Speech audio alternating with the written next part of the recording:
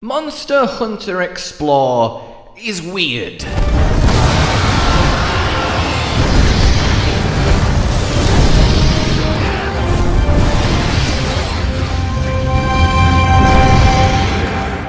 And it has weird monsters. Imagine a Rathalos, the king of the sky, flame his weapon. Let's create a new type of Rathalos.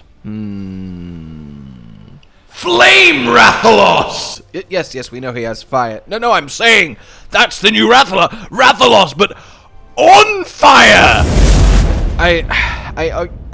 Okay.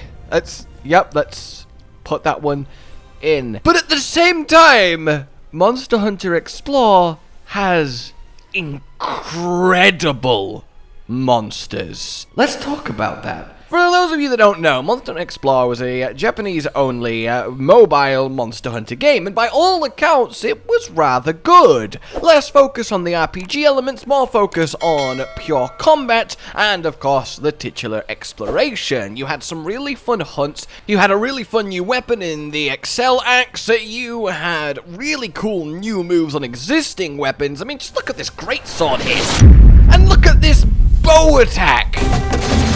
I've always kind of wanted something like that. Loads of arrows in the air, and then they kind of like track and home, and like, I think that's really badass. It's a very, very fun move.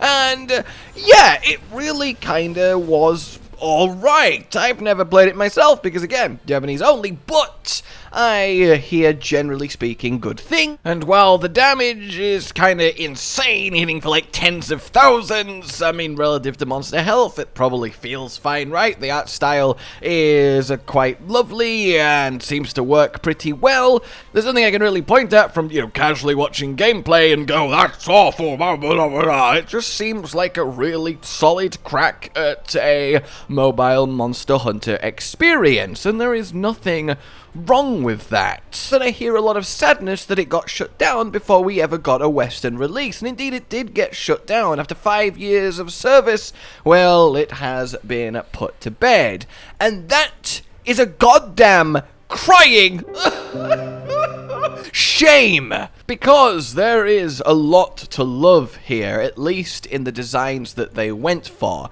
Now, don't get me wrong, there is an inordinate amount of special crossover weird monsters that got added to this. So, you a fan of Attack on Titan? Well, that's cool because, well, welcome Aberrant Devil Joe. Which is cool, but, like, really?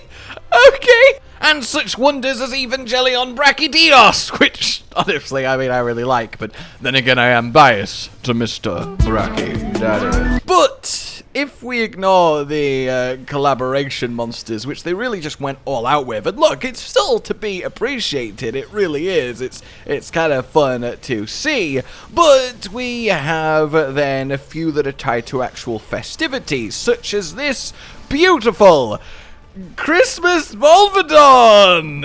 Hello! But, again, to move past them, I want to focus on some designs that, honestly, I am really jealous I both never got to experience and really wish could be saved and given new life in the main series. And to loop back around to the start, I know I mocked it, but Flame Rathalos is actually a really cool monster. Like, he is quite literally cloaked in flame.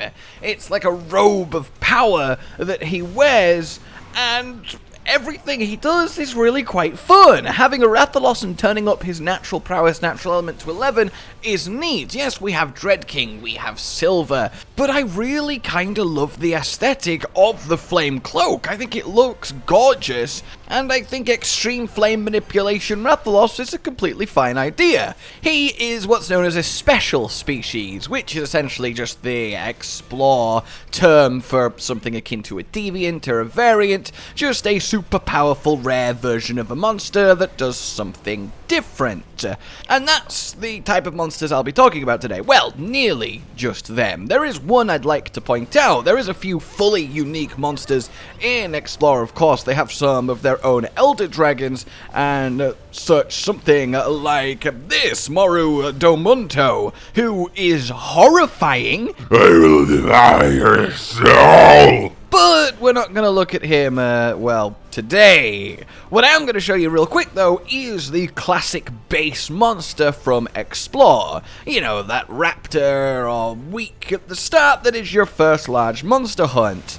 In the case of Explore, it is this beautifully creative raptor that goes by Ipoposu, who has these lovely Egyptian themes. You have that kind of Anubis jackal-like head, the gold, the way the tail is set up. It's kind of iodromy in its general shape. You can tell that was the base, but I think it's a really neat idea. It's not crazy, it's not over the top. He's just really solid. And I think that's really impressive.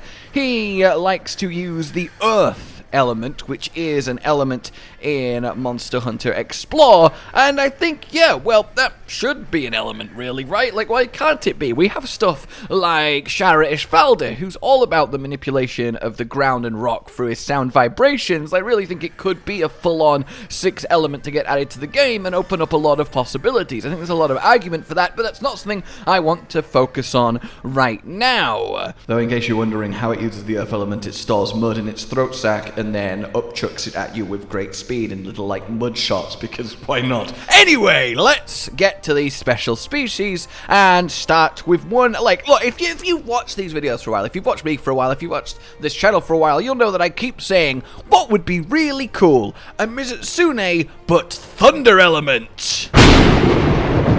Thunder Bubble Mizutsune, everyone! Look at that! Isn't he gorgeous? The color scheme is fantastic. And one thing I will say with these Explore monsters is, again, the designs tend to be really solid. Like, they're not over the top, they're not crazy spiky, they're not weirdly designed or garish. It's bright, yes, but it's, you know, thunder. It's got that electric blue quite literally running through it, and a little plasma ball for the bubbles. You know those, like, classic toy/ornaments? You put your finger on them and it arcs to it, and it's like, oh, behold my power! Well, each bubble on the Thunder Bubble Mizutsune essentially acts like that. It's got a little ball of electricity just zapping around inside of it, and that's really awesome. And hey, if you can have fire bubbles in Solcia, you can have thunder bubbles. That's honestly more believable than, you know, straight up fire bubbles from what would normally be a water monster. And it will fire lightning beams instead of water beams. It's got its lightning sac instead of water sac, and it is constantly lit up, glowing. And basically how the bubbles work is, obviously they will do thunder damage, but when you are hit, when you have Thunder Blight, well, that will magnetize you as far as the bubbles are concerned, and they will be attracted to you. So imagine fighting Mizutsune, where every bubble that's shot out deliberately drifts and homes towards you. That's brilliant, right? It's subtle, it's nothing crazy, but it's really, really brilliant, and I honestly love it. Let's move on to another one. Let's look at, of course, something that I'm very passionate about here. Ice Blast Brachidios. Now, I'll say off the bat, I love his design, except for the kind of frozen flame effect back spikes. I like the idea, a fire frozen with that glow in the middle, but I don't think it looks quite right form-wise. His icy spiky pounders, the elongated horn, that I think is very cool. And I love the idea of monsters that work with a duo of what would naturally be opposing entities. So ice with fiery explosions doesn't intuitively make sense, but that contrast makes it very, very fun. And certainly more believable than a lot of stuff that does make it into the main series. So not only can he do the usual blast blight, but he can also give you the snowman debuff where you're walking around trapped in a ball of snow. So imagine having that blast blight ticking on you, you're slowly about to explode, but there's nothing you can do about it because you can't roll because you're in a snowball. It kind of entombs you in ice and waits for you to pop. I think that's really, really cool. So it has red slime mold, which is a little bit different from usual slime mold. It's more resistant to the cold temperatures and essentially is found in cold places. You have to imagine it's a Brachidios that has formed symbiosis with slime mold found native to icy mountains and such, and then this is what happens. And I really, really think it's cool. It will also roar and then spread out ice which covers the ground, which then shoot out ice spikes, and the ice spike itself has a glob of this red mold inside it, like little icy needle injections that will then obviously eventually go on to explode after attempting to impale something. But imagine that, you get impaled by an ice spike from underneath you that will then point blank explode? I mean, that's really quite fun. I really, really love it. And honestly is a fairly justifiable explanation of how you have this ice and fiery explosion combination, because the fiery explosion part is provided by slime mold, which is fine to be chilled at low temperatures because this variant of it is, well, you know, adapted to these icy environments. So when the ice pillar comes up with slime mold in it, it's all cold, it is all frozen, but then the slime mold goes pop. There's no actual fire being produced, it's using the mold, which yes, starts out cold, but then will react and explode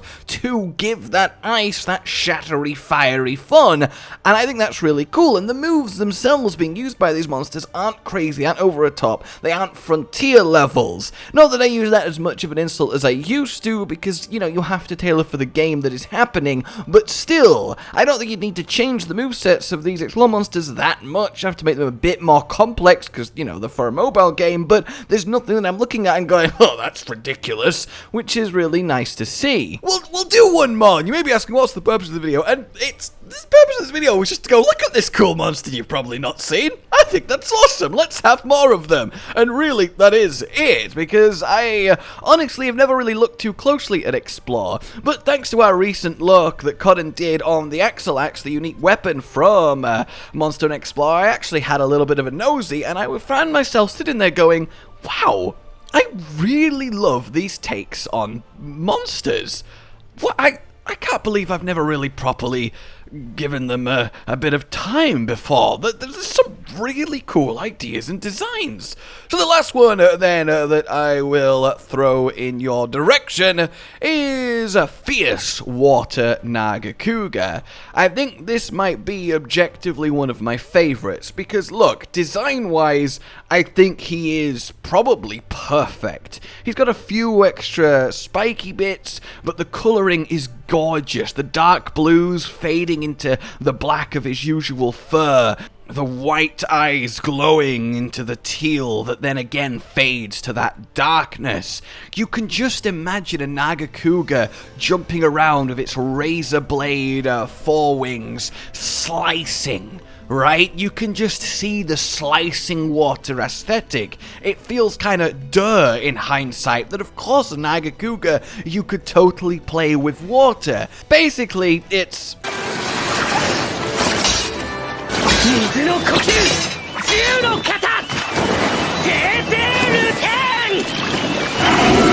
And many monsters have the ability to shoot water with such piercing force that it can split even rock. So a Naga Cougar that has little jets nestled into its tail, so as it swings it round, it can blast out with them. Like, it really kind of works. And it can throw its spikes as usual, and it basically just stores the water in its body and uses the water as an extension of itself, making its attacks larger in range because of this sweeping, piercing water that follows. They can also do big, classic crashing water splashes and such, and yes, there's bleed too. I just think it's a really fun concept, and there is so many of these. Like, there's so many, like 20 or so, and they're all so good. I kind of want to do a pro and noob type gong episode. For those of you that haven't seen that, it's where we look at monsters from games that we sadly can no longer play and, you know, go over what we think. There's a bit of blind paint drawing in it because of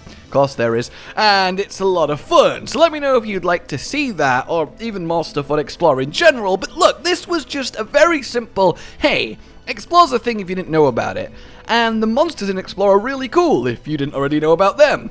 and I really am happy to have got to talk about a few of them for you guys. But yeah, let me know if you'd like more, and let me know if you've enjoyed this, subscribe for more, and please let me know which of the one that I have focused on today would you most like to see in the actual mainline Monster Hunter. The Flame Raptor, the Fierce Water Naga Cougar, the Thunderbolt Mizutsune, or the Ice Blast Brachidios. As much as I love Brachy, I think it's gotta be the Mizutsune. That's just so cool. And yeah, at some point I do want to talk about the unique Elder Dragons in Accel because they're also fantastic. In any case, please consider supporting the future of the channel on Patreon down below, and until we meet again, a goodbye. Josh, Cotton, and Hollow with the videos, dropping the humor like a hammer on your tippy toes, bringing entertainment on a daily arrangement to take our insanity and turn it into entertainment. Yes, I said entertainment twice, to reiterate that it is nice to look into your faces on a mostly daily basis when you let us in your homes to make the whole world a stage. Goodbye.